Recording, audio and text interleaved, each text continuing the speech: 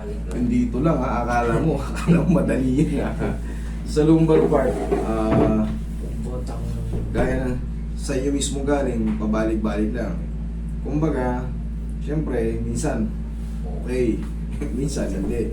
Pero nadali ka nung pagbubuhat.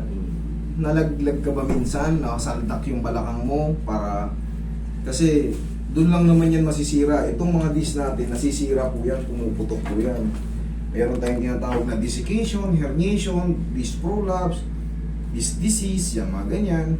Ngayon, pag pabalik-balik lang, ibig sabihin yan, may mga bulging na yan dyan, o may compression, sabihin na natin pirat, yun ang shortcut doon, napipirat na to, pag pabalik-balik.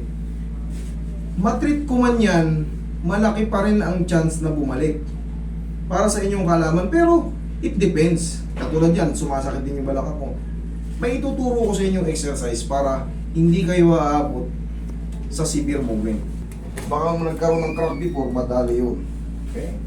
Relax lang. Relax lang sir. Hindi masakit yan. Isa pa. Ayan, isa pa.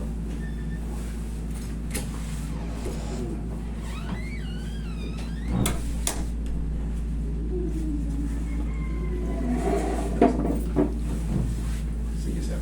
Tayo ka sir sa akin. Harap ka sa akin. Harap ka pala. Relax lang sir ha. Lambutan mo lang ka to. Yung dami.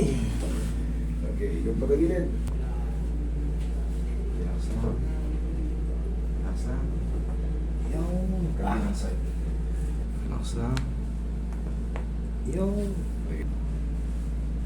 Relax lang po ah.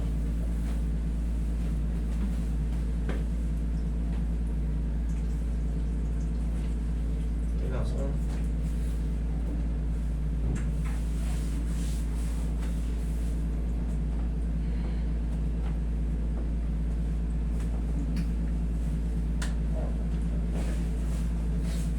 Diyan lang po.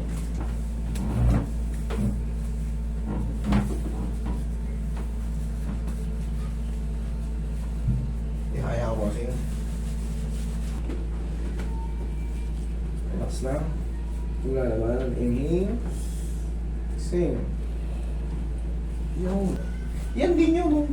Sa umaga, paggising natin. Paggising malaking umaga ito. Tag-isa lang. Ano yung posisyon na yan? Yan din yun, oh.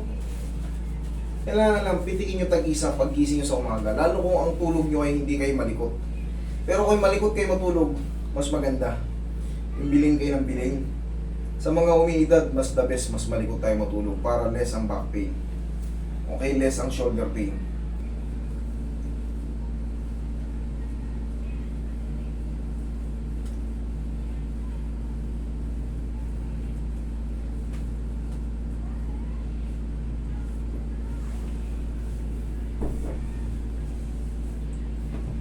Sige nga, tayo ka nga. Tingnan mo, check mo yung balakang.